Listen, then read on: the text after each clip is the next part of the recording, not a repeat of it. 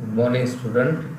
Today we are discuss about the Internet of Things and Technology, Module 2.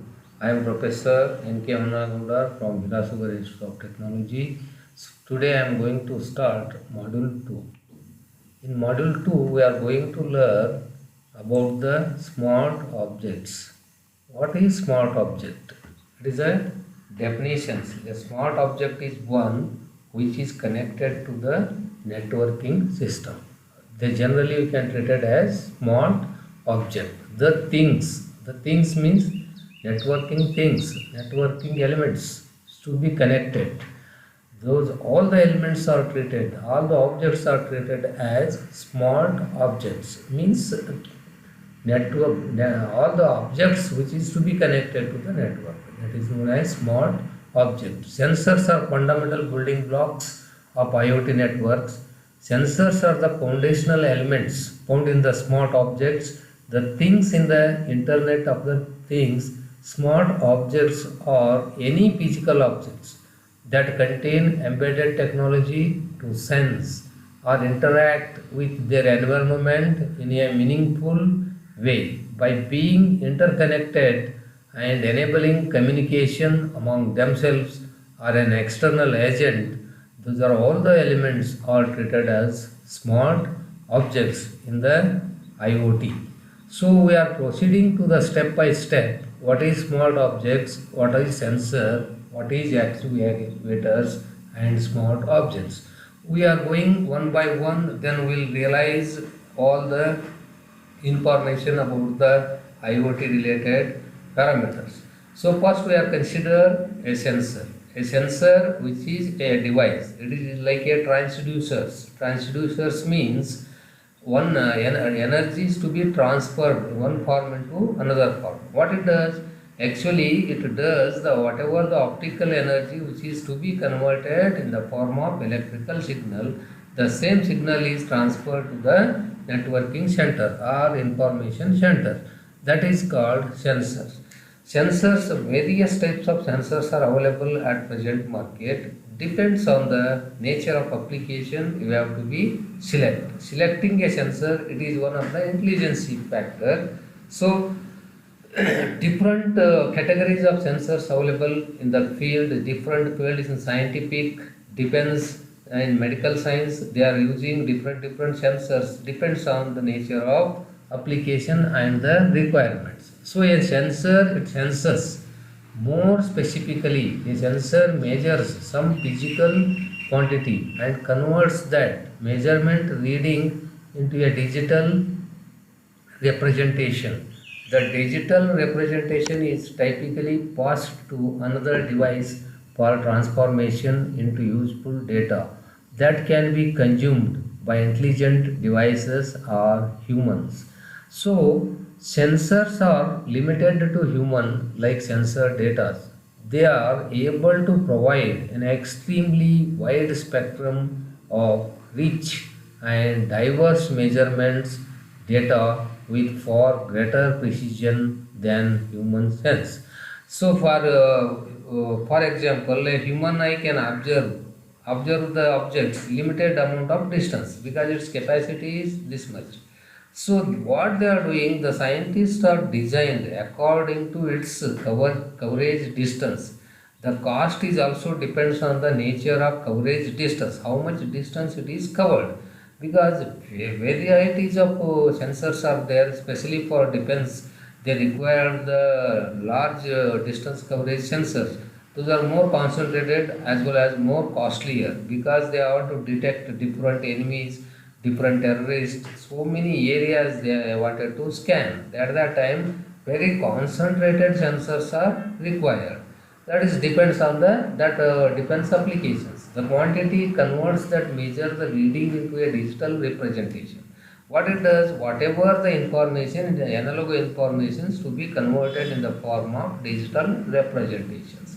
So sensors converts that major reading into a digital representation. The digital representation is typically passed to another devices for transformation into useful data that can be consumed by intelligent devices or humans. Sensors are not limited to human-like sensory data. They are able to provide an extremely wide spectrum of rich and diverse measurement that with far greater precision than human sensors. So, the sensors we are going one by one. The categories of sensors. The sensors are classified into two types, especially for number one is active or passive.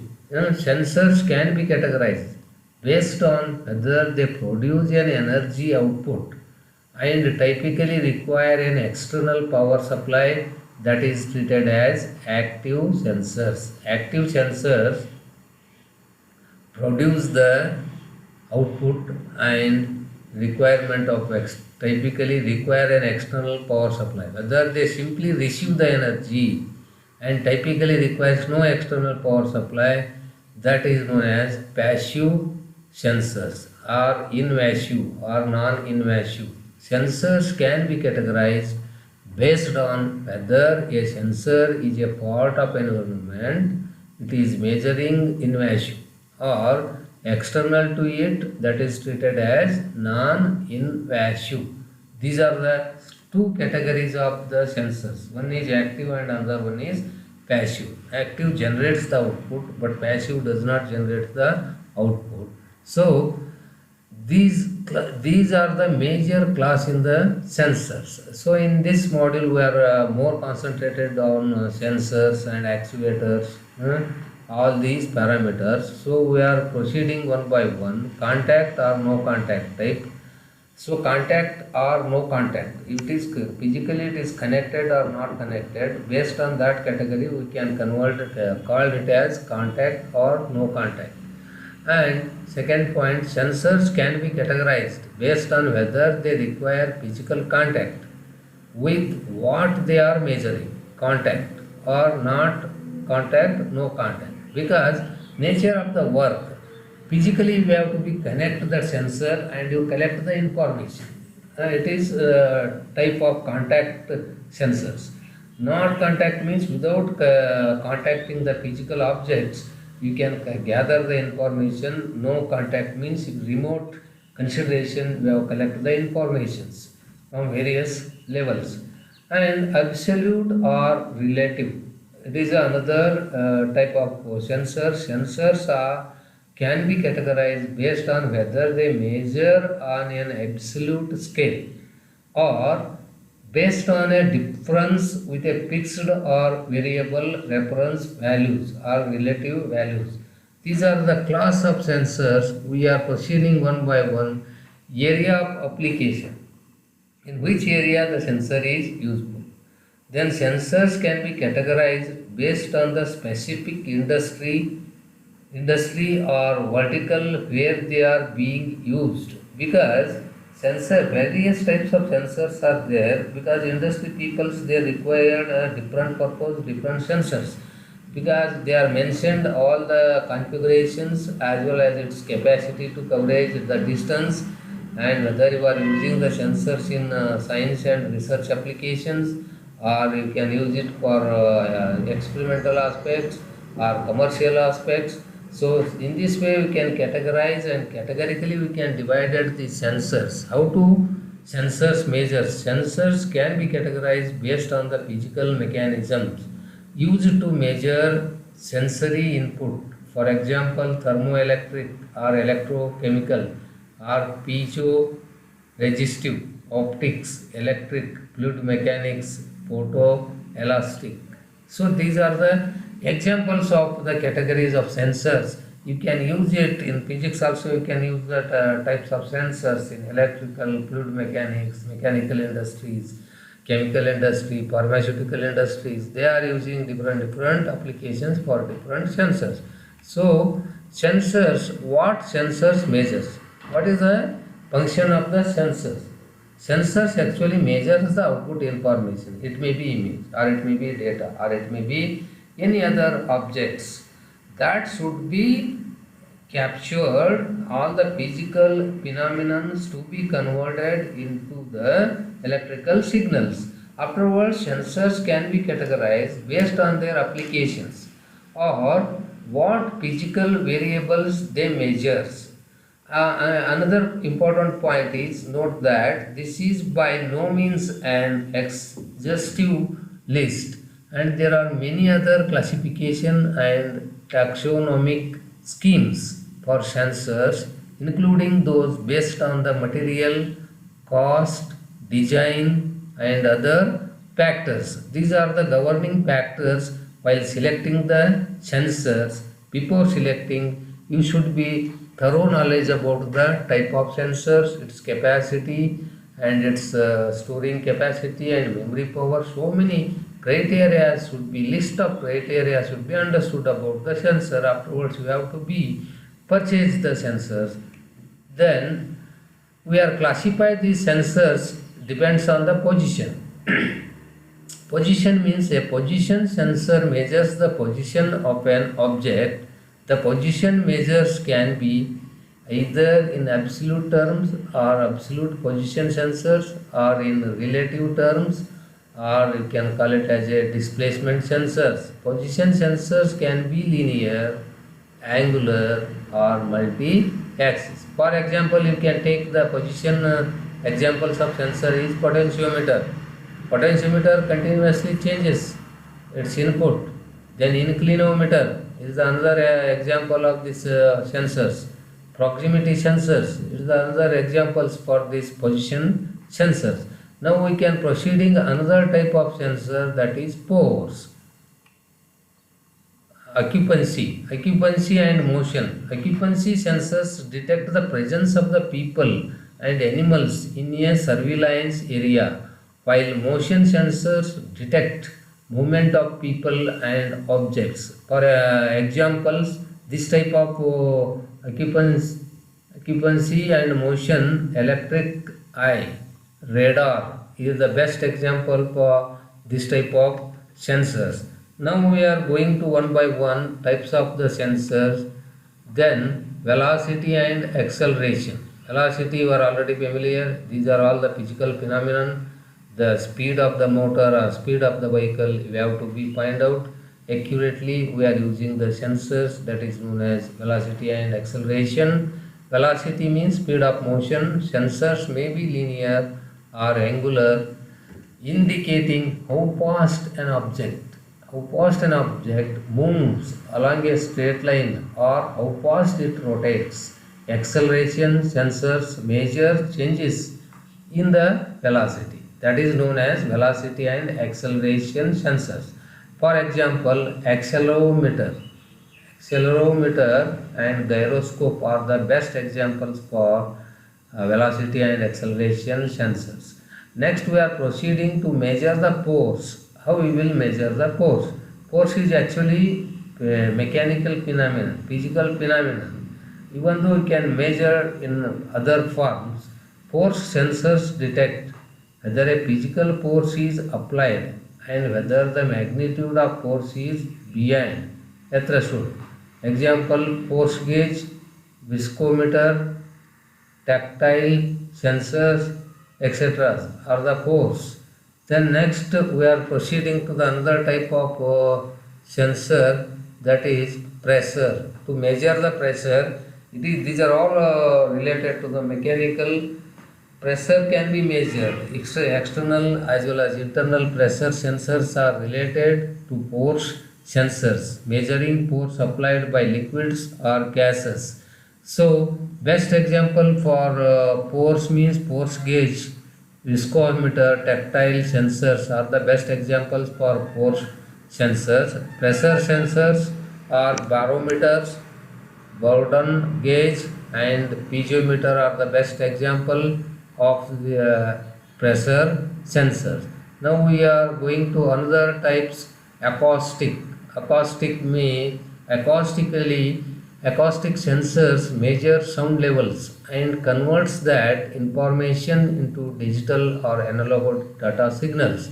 Best example for the acoustic sensors are microphone, geophone, hydrophone. These are the best examples of sensors in acoustic areas. Then humidity. Suppose if you want to measure the humidity of that atmosphere, at that time you use this type of sensors are available. Humidity sensors detect humidity, amount of water vapor in the air or mass. Humidity levels can be measured in various ways: absolute humidity, relative humidity, mass ratio, and so on. What are the examples of this type of sensors? Is hygrometer. Hygrometer is the best example to measure the humidity. Humistor, soil moisture sensor. These are the best examples of these humidity sensors. Next, you are entered to another type of sensor which is known as light. Light sensors detect the presence of light, are visible or invisible. For example, best sensors are infrared sensors, photo detector. These are the class or types of sensors. We are proceeding other types sensors in precision agriculture. Agriculture also you can measure. For example, you can take humidity measure, then how much soil is wet or dry, you can measure the different parameters, then rain, how much amount of rain is falling, all those criteria, and flow of water in a particular time, how much water you are going to provide. All these parameters are considered into the agriculture. Sensors in precision agriculture uses a variety of technical advances to improve the efficiency, sustainability, and portability of traditional farming practices. This includes the uses of GPS and satellite aerial imagery that determine the field viability, robots for high precision planting, harvesting, irrigations, and so on, and real time analytics and artificial intelligence to predict optimal crop yield, other impact, and soil quality. Next point is among the most significant impacts of precision agriculture are those dealing with sensor measurements of a variety of soil characteristics. These includes real-time measurements of soil quality, pH levels,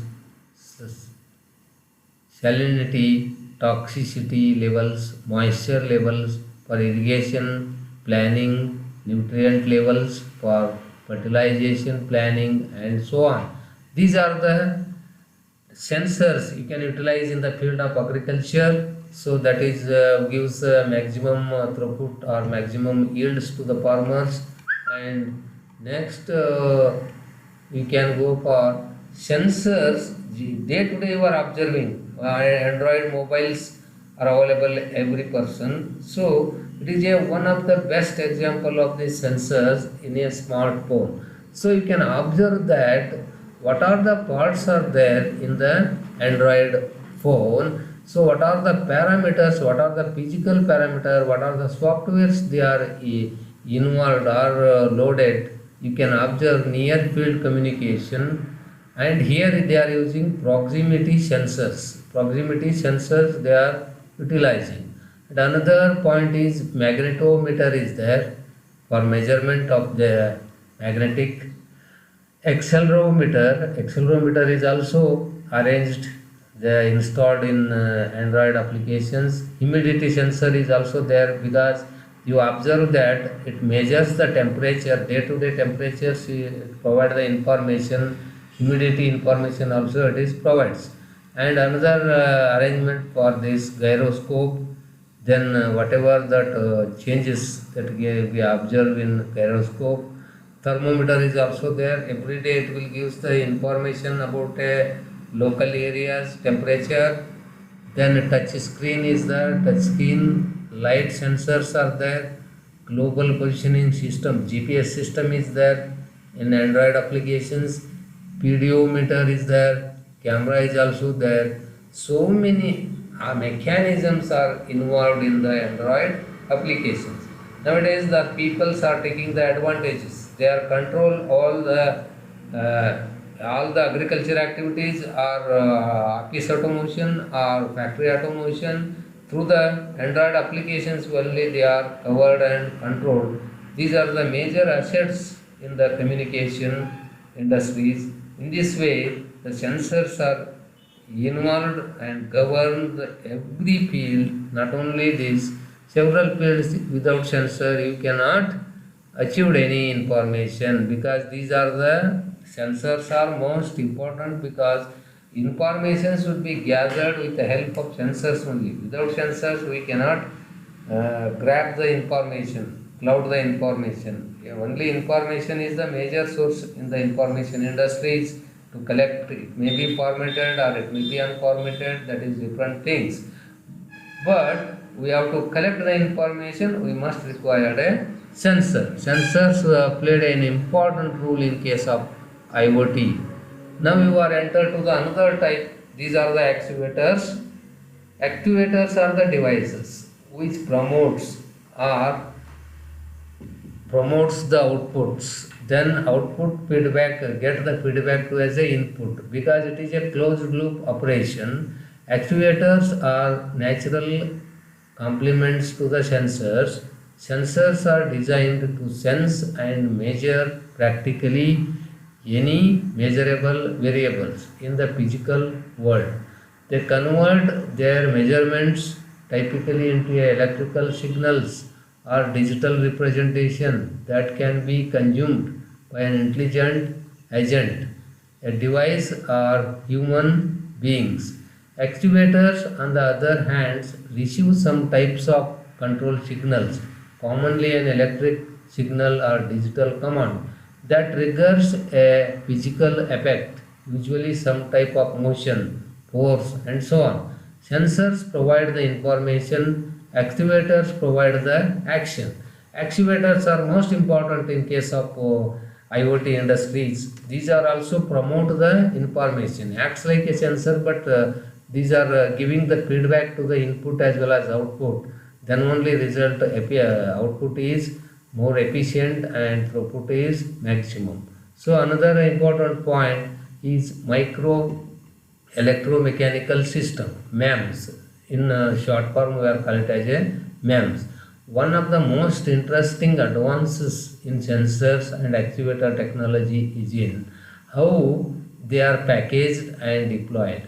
MEMS can integrate and combine electric and mechanical elements such as sensor and actuators on a very small millimeter or less scale. For example, inkjet printers use micro pump MEMS are the best example for this. Smartphones are also use MEMS technologies for things like accelerometers and gyroscopes. So automobiles were among the first to commercially introduce MEMS into the mass market with airbag accelerometer. So these are the utility in the mechanical industries. They are utilizing electromechanical systems that is helpful for these controlling systems. And what are the trends in smart objects? Size is decreasing. Why? One of the major advantages, size is continuously decrease. So this is more compact. They easy to transfer, easy to carry. This is a major advantage. Power consumption is decreasing.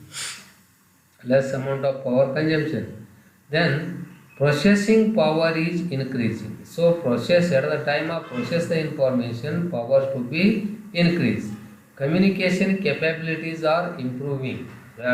It may be bidirectional or it may be unidirectional or it may be point-to-point communication. The communication process are improving. Communication is being increasingly standardized. Another major important point is communication is being increasingly standardized compared to other communication systems. This type of communication system which is improved the output without error-free transmission is possible. It may be sound or image or data. So that is the major advantages of smart objects. So next we are proceeding to sensor networks. Sensor, you can collect the information where you are sending the information at that time. A strong networking system is most important. Without network we cannot transfer any information from one point to the another point. That's why network systems is also most important. A sensor or actuators network, yes, is a network of sensors that sense and measures their environment and are actuators that acts on their environment. So the sensors and actuators in a are capable of communicating and cooperating. Effective and well coordinated communication and cooperation is a prominent challenge, primarily because the sensors, the actuators in a SANET are diverse, heterogeneous, and resource constrained. These are the best example for networks and wireless sensor networks. It is another type of network, wireless sensor network, WSN. Wireless sensor networks are made up of wirelessly connected smart objects, which are sometimes referred to as modes. The fact that there is no infrastructure to consider with WSNS is surely a powerful advantage for flexible deployments, but there are a variety of design constants to be considered with these wirelessly connected smart objects. So it is another major type of networking systems that is known as wireless sensor networks. Now we are enter, you observe this is a wireless sensor, CPU is there, memory is there, moderate CPU power, and here one point is their memory from tens of kilobytes, embedded operating system, then lossy communications, low power wireless mesh, predominantly IEEE 802.15.4, then narrow band MIDI maximum 250 kb per second, lower rates the norm. So this is an example for wireless sensor networks. Next, what is there in wireless sensor network? The following are some of the most significant limitations of smart objects in WSNs. Limited processing power. Power is very limited. Limited memory. Amount of memory is less as compared to others. Lossy communication. Some amount of information is lost while transmitting as well as receiving. Limited transmission speed. Speed is also limited and limited data rate transmissions and limited power. These are the limitations of WSN networks. Next, communication protocols for wireless sensor networks. Thousands of different types of sensors and actuators. WSNs are becomingly increasingly heterogeneous. Transitions from homogeneous wireless networks made up of mostly a single type of sensors to networks made up of multiple types of sensors. WSNs are also evolving from a single purpose networks to more flexible multi-purpose networks that can use specific sensor types for multiple different applications at any given time. Next important point is temperature sensors may be used in environmental, weather, smart farming applications. These are the best examples for sensor networks. Now we can proceeding to the communication criteria. The characteristics and attributes you should consider when selecting and dealing with the connecting smart objects. So these are the important parameter we are going to adopt. First one is range. Range means distance. How much distance it is traveled or covered. That is known as range. How far does the signal need to propagate it? Propagation distance is most important. That is what will be the area of coverage for a selected wireless technology. There is another important criteria. Should indoor versus outdoor deployments be differentiated? Because the inside communication is different and outside communication. Sensor adaptation inside, sensor adaptation outside. Both outputs should be entirely different. So then these are the things should be considered. Short range. The classical wired example is a serial cable. Wireless short range technologies are often considered as an alternative to a serial cable, supporting tens of meters of maximum distance between two devices. And another best example for the short range wireless technology are IEEE 802.15.1. Bluetooth, and IEEE 802.15.7, Visible Light Communications VLC are the best examples for short range communication. Next, medium range. This range is main category of IoT access technology in the range of tens to hundreds of meters. Many specifications and implementations are available. The maximum distance is generally less than 1 mile between two devices. Examples of medium range wireless technologies include IEEE 802.11 Wi-Fi, IEEE 802.15.4, 802.15.4G, WFAN. These are the technologies adopted wired technologies such as IEEE 802.3 Ethernet and IEEE 1901.2 narrowband powerline communications. These are the categorically transmit the information. These are the protocol set of protocols for medium range. And next we can proceeding to frequency band. Focusing on IoT access technologies, the frequency bands is most important by wireless communication are split between licensed and unlicensed bands. Licensed spectrum is generally applicable to IoT long range access technology. In order to utilize licensed spectrum, users must subscribe to service and connecting their IoT devices. In exchange for the subscription fees, the network operator can guarantee the exclusivity of frequency usage over the target area and therefore shall have better guarantees of service. Up frequency bands is most important. Then we will come to the network topology. Among the access technologies available for connecting IoT devices, three main topology schemes are domain, star, mesh and peer-to-peer. For long range and short range technologies, a star topology is prevalent. Then star topologies utilize a single central base station or controller to allow communication with endpoints. For medium range technologies, a star, peer-to-peer or mesh topology is common. Peer-to-peer topologies allow any device to communicate with any other devices as long as they are in the range of each other. So these are the topologies. Then these are the diagrams. The star topology is like this, mesh topology is like this, it is a mesh-like structure, and peer-to-peer topology is like this. So these are the important topologies are adopted in IoT related projects. So constraint nodes network, constraint node networks IEEE 802.15.4, 802.15.4G, radio frequency IEEE 1901.2A, PLC and LPWA and IEEE 802.11AH access technologies. Constraint node networks are often referred to as low power or lossy networks. Low power battery powered constraints, lossy network performance may suffer from interference and variabilities due to the harsh radio environments. And next is protocols that can be used for constraint node.